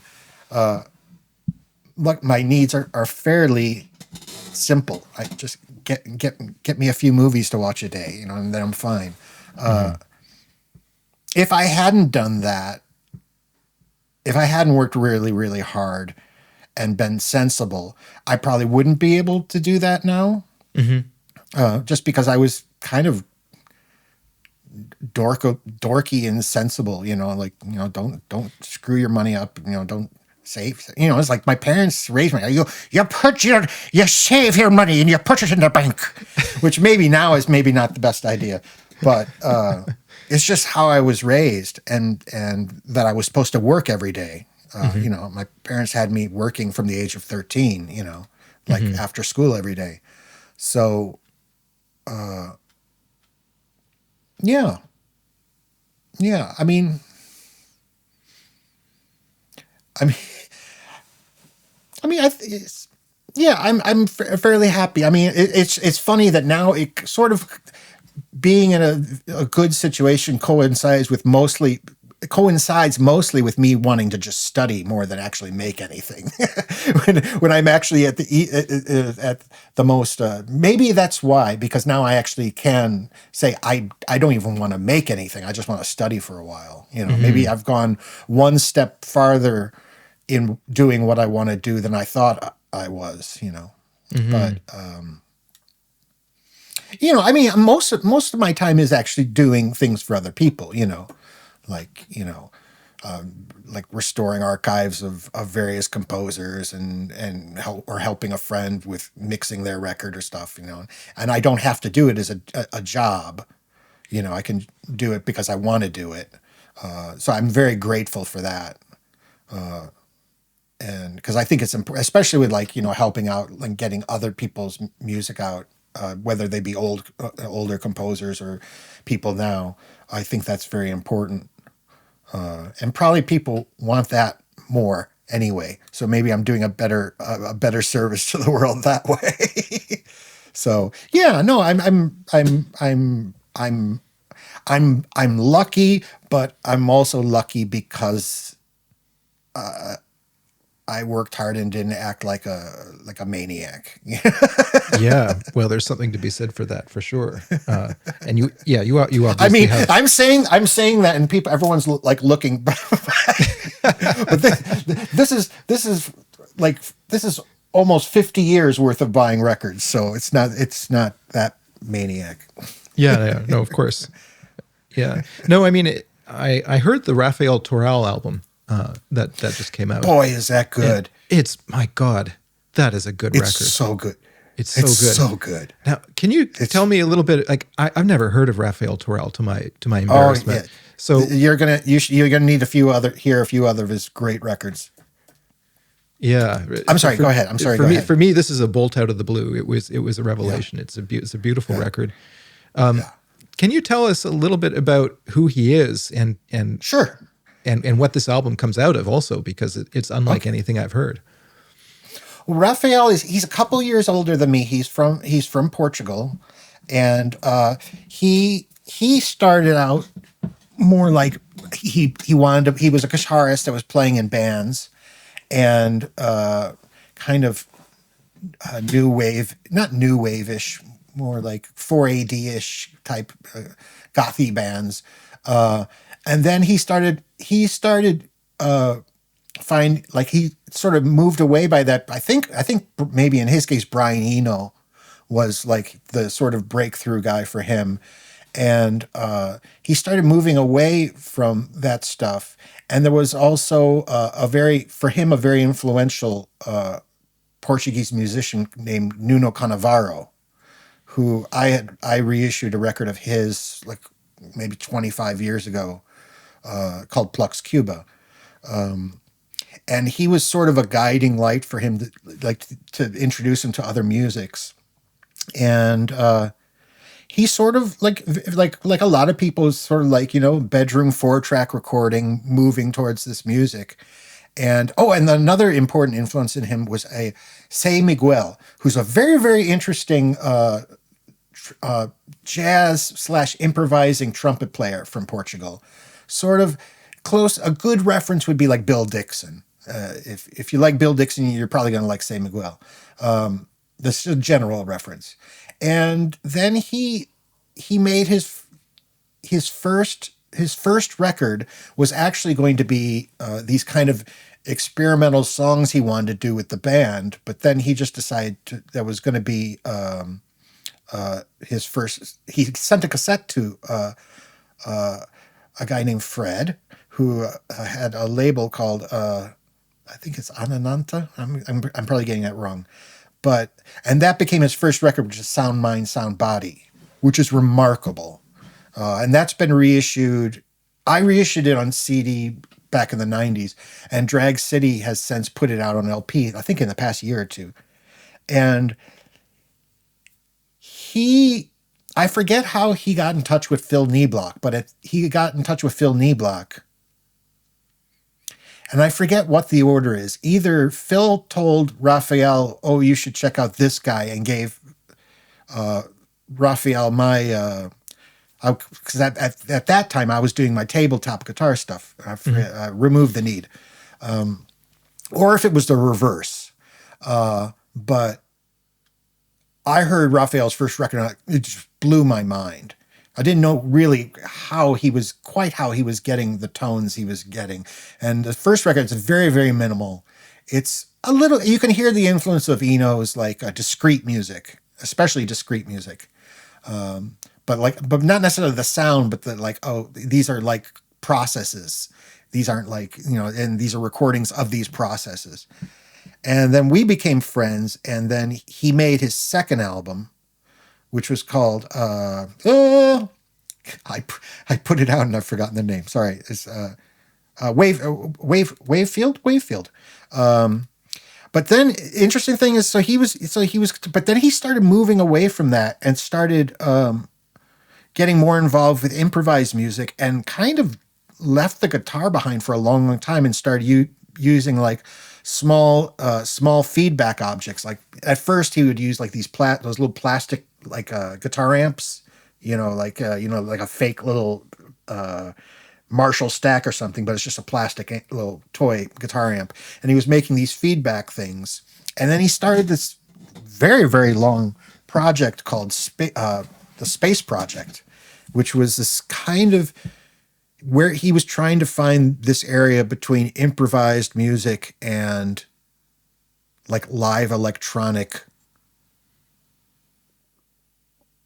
It's a hard one to describe, and it was a very long period. He made many. The bulk of his work was in the space program period, and it's a very hard to describe.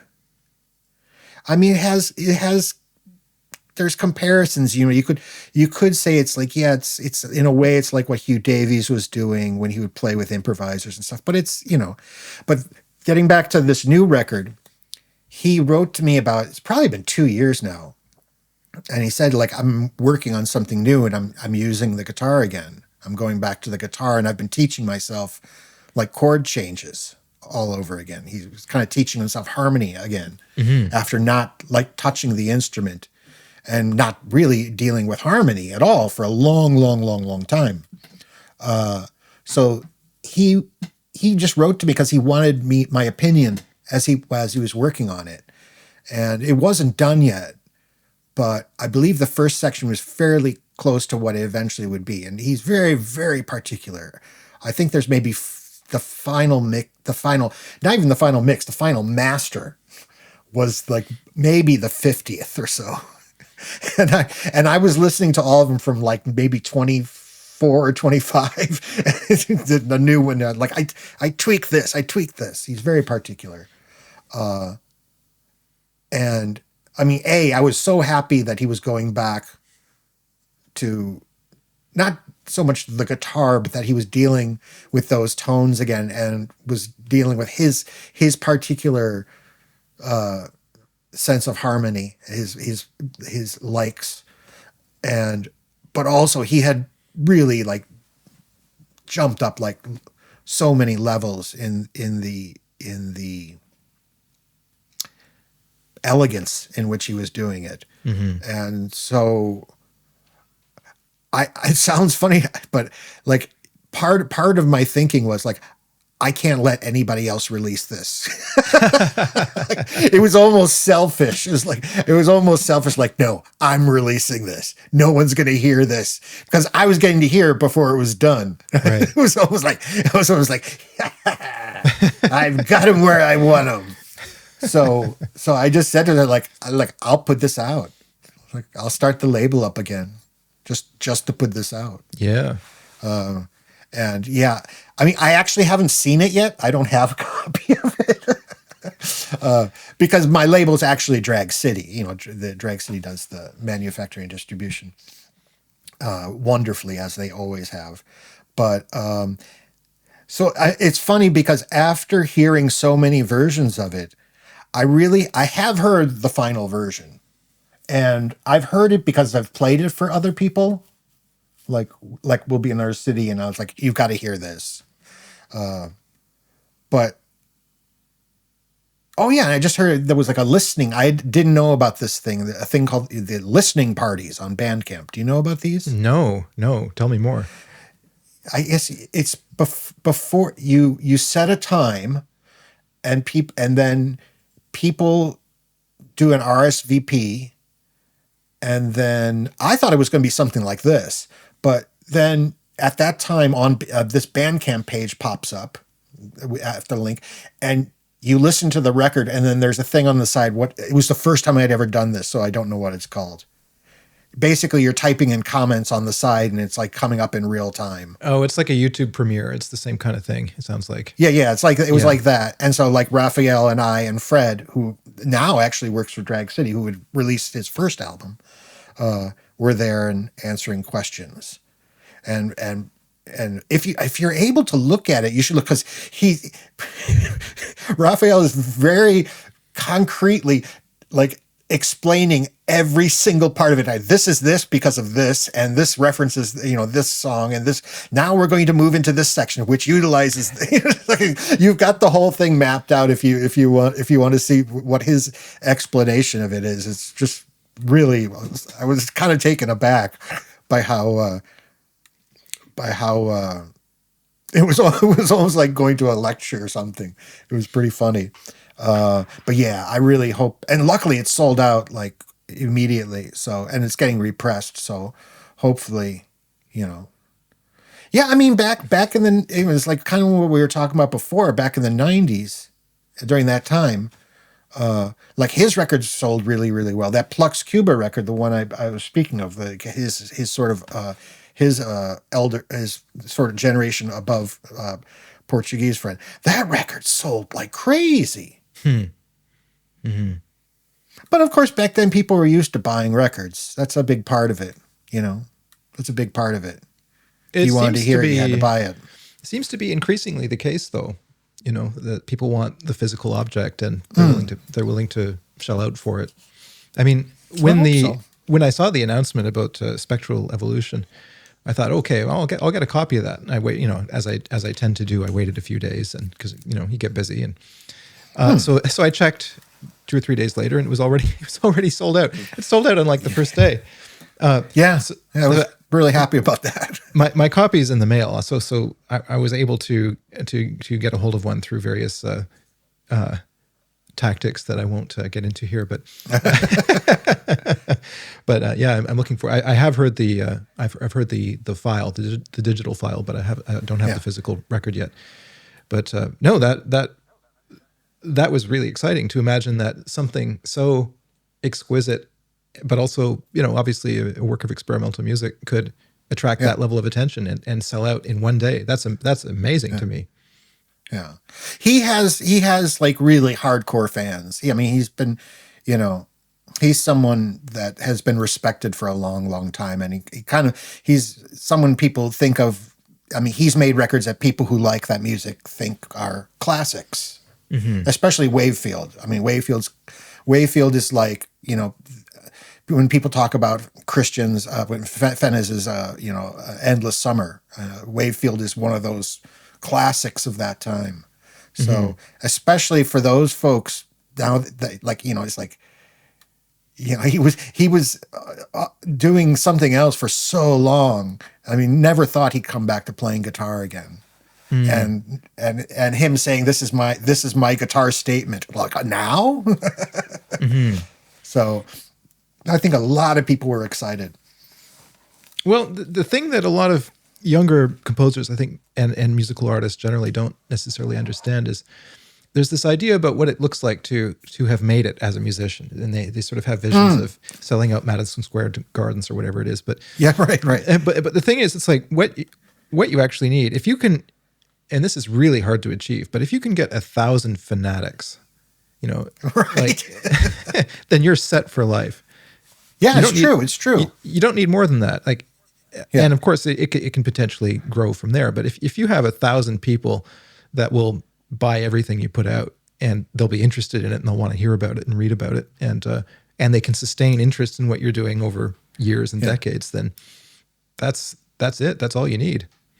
Yeah, I mean, and it's related again to what I was talking about earlier. There's these worlds of music that I don't know anything about.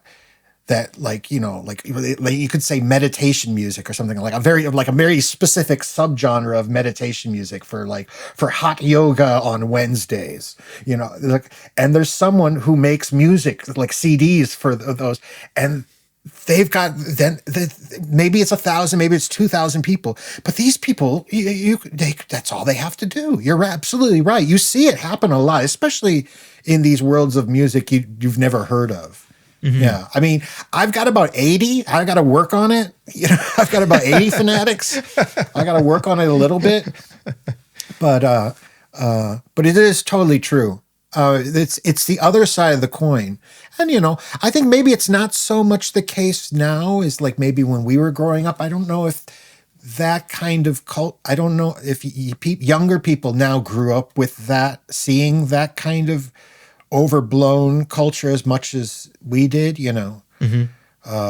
In terms of like what we consider success, what we mm-hmm. consider being, oh, wow, popular, well known, when, probably still, when you were younger, it was still like almost like, Jean-Michel Jarre at the, like, at the, I love that phrase, the Mount Shasta Octave Spa or something like that. It's not my phrase. I like that one. It's like giant, enormous, gigantic, like at Wembley, Yeah, right. I don't know if that there seems to be only a handful of people who operate at that level now.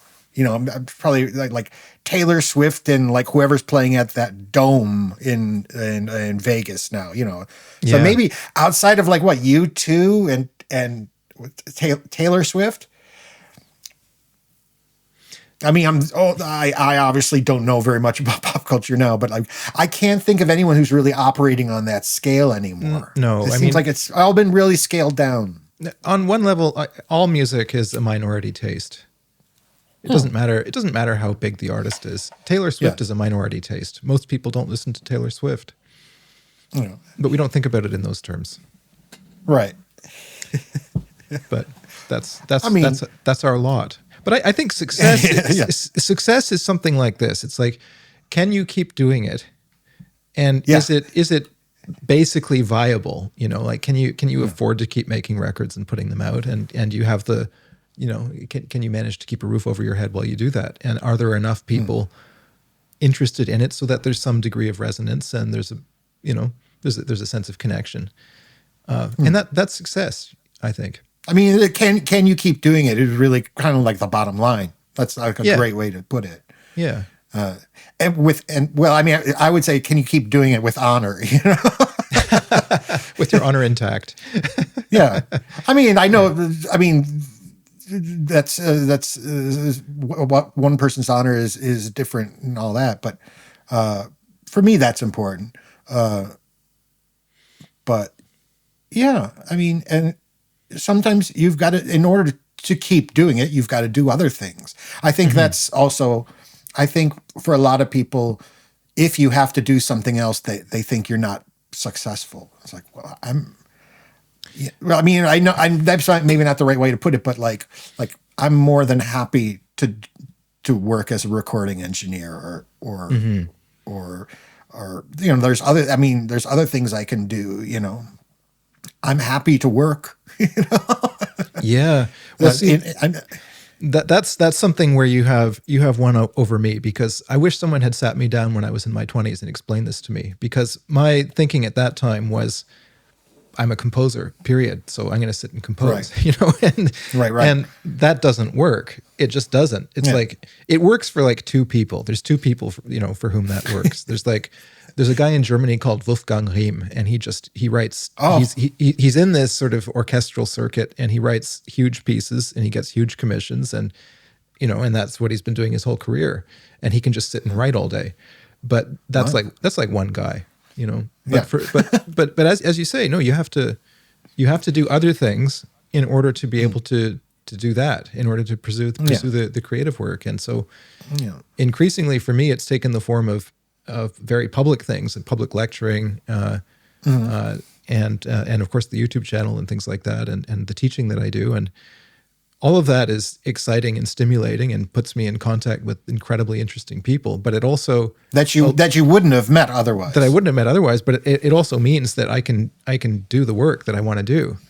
with very few strings attached, and I don't even have to be an academic, which is great. Right. So, which I'm absolutely unable to do anyway. So, I mean, that's that wouldn't work. But I think I was lucky in that I wanted to make tape music, so I had to learn how to do certain things. If I would have been happy just writing scores, then maybe that wouldn't have happened. But I really wanted to make tape music. So I think luckily that sent me on the way of then as I got older, I was like, I should learn, I've got basic skills, but let me learn how to do this better. And then opportunities arose. And, as is my way, if I don't know how to do something, I learn how to do it. I mean, that's probably my favorite thing to do with my life is to learn how to do something I don't know how to do. Because I learn how to do it and I learn a lot of other things as well. Mm-hmm. And then I learn a lot of things from being able to do it and being in the situations that are that arise from being able to do it. Mm-hmm. So I think the key thing, the lucky for me is that I wanted to make tape music. So it sort of, I had to learn how to do that stuff. So it led to a very simple thing like that, led to a lot of possibilities in life. Yeah. Yeah, definitely. I mean, it's probably now for young people, the equivalent is probably coding and it's probably very, very similar. They can do all sorts of things if they learn this skill, and you'll be able to take yourself all sorts of places, and they might end up in places you want to go. Mm-hmm. So, yeah. Absolutely. Learn a skill. That's right. So what are you working on at the moment? What's next for you? Well, I mean, there's the usual. There's still lots of Roland Kane and a few other composers still working on the archive. At the moment, Aiko's about to finish recording her new record, like song record. So once recording is done, I'll probably be mixing that for like the next couple months. But outside of that, I haven't made anything in a little while. I've been studying some stuff. There will be something. I've been going down a road, mostly study, and it's because I think it's time to integrate a few things that I've been doing in a way that I haven't integrated them before. So we shall see. I did a show. Well, was it whatever? I did. There's stuff happening. I mean, the immediate future is mostly doing stuff for other folks. Mm-hmm. But trying to think. You have caught me during a time where I'm not thinking about my own stuff at all lately. But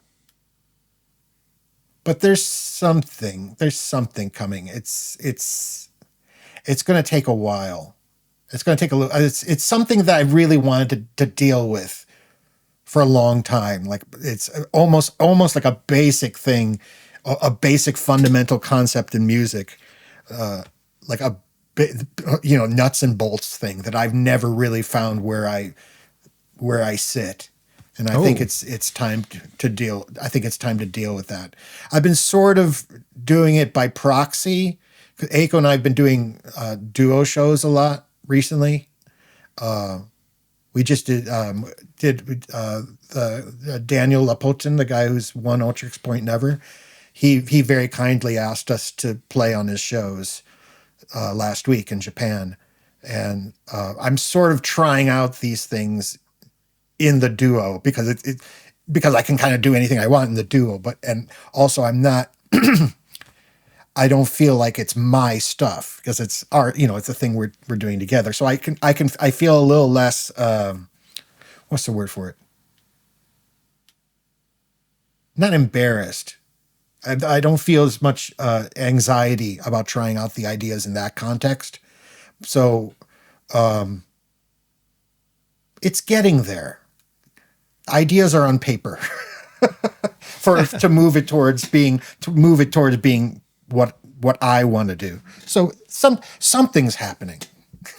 I don't know if it's good or not. Yeah. It sounds like you're saying that you have to acquire a new skill in order to do the next thing.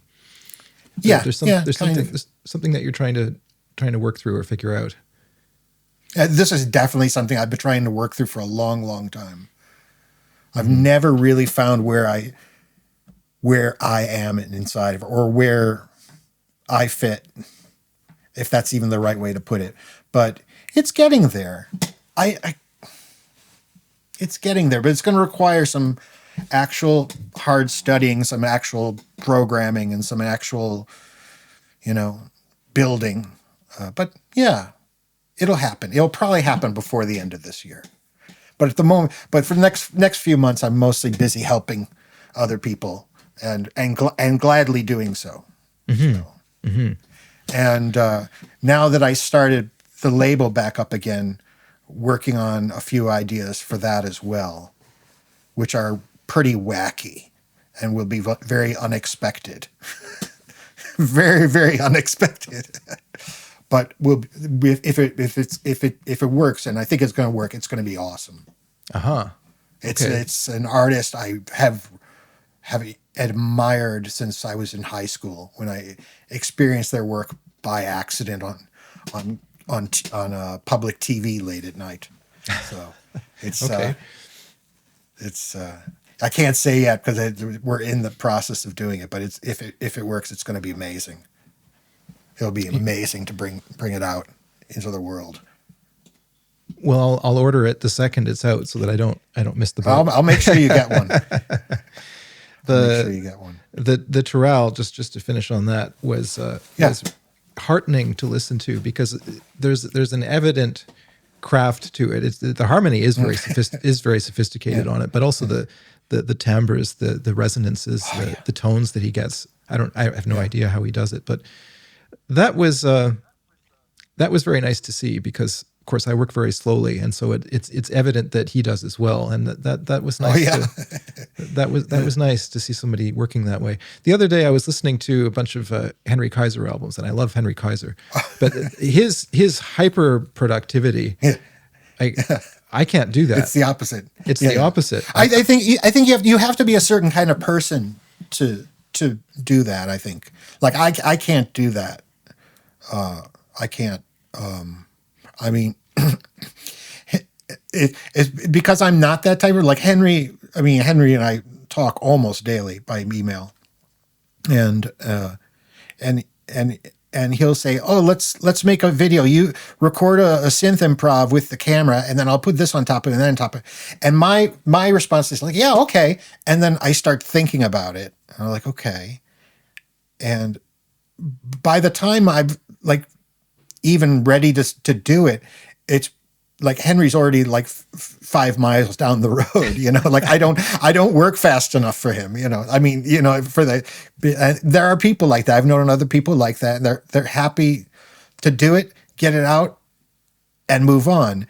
And I sort of am the same, but I have this step of, like, do it, and then I think about it for a while. Like I decide whether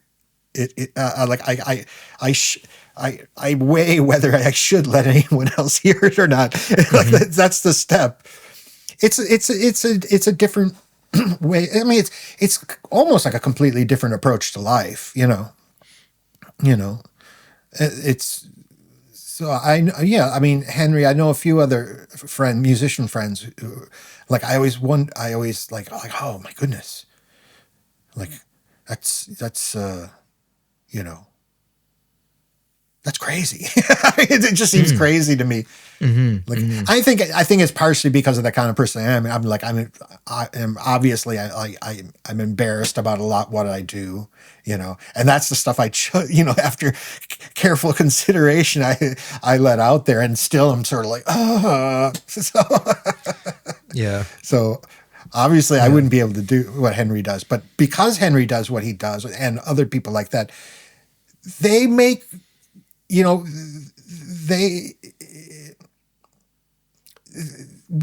when they make something where it's like really like that special moment or peak form, it has an amazing quality that other things don't have. Because by the very process of how they decide to let people hear what they do, they're putting, it's like, almost like you sift through it for it. So like you sift through this. Yeah. Yeah. And that's not meant in any sort of negative way, but there is a distinct difference, like in the best the highest peaks of people who make music in that way. And, it's probably you could maybe say about, hell, look at Fassbinder, for Christ's sake. It's like, like, my God, how is that even possible? He had to work with other people. I mean, Henry's playing a guitar solo. He's free to do that as much as he wants. But yeah, there's a certain sort of like, to borrow a phrase from Mr. Herzog, it's like there's an almost ecstatic quality to the best of those kind of creators' works. It's like they're off on some trip. They're really out there at those moments, and maybe you've got to do that. You have to work that way to get there. Mm-hmm. Yeah, I think that's other true. people do it by careful, like Raphael. It's like determined, careful, chiseling away. Yeah. It's a different time scale too. There's a remark by Leonard Cohen that I always really liked. He talked about the fact that because he would take absolutely ages to do anything. There's a song he did called Democracy where it's a pretty long song. It's 4 or 5 minutes long, and there's like 10 or 12 verses on it. And he was interviewed about this, and he said, I actually wrote about 300 verses for that. And, he spent an absolute eternity writing that thing. And then he mentioned that he'd put a record out, and it would be the fruit of 5 or 6 years of labor or something like that. And then 3 years later, he'd still think of it as his new record, and everybody else had moved. Everybody else had moved on. Right. And I completely understand that. There's things I put out 10 years ago that I still think of as my new thing, Right. Yeah. So, yeah. All right. Well, thank you, Jim, very much for the conversation. Oh, thank you. Always, it's a pleasure to talk. Yeah, it's been a great pleasure. With you. I mean, sorry, I realize that sounds, my English sometimes gets messed up. I realize that sounded weird. Yes, it's always a pleasure to talk with you. That was implied. Okay. Thank you. It's morning for you there, right? It's noon. It's 12:15. Oh, okay. 12:15. Yeah. Well, have a great afternoon. Thank you. And you have a great evening, I guess. Yes, I'm going to get back to work for ACO.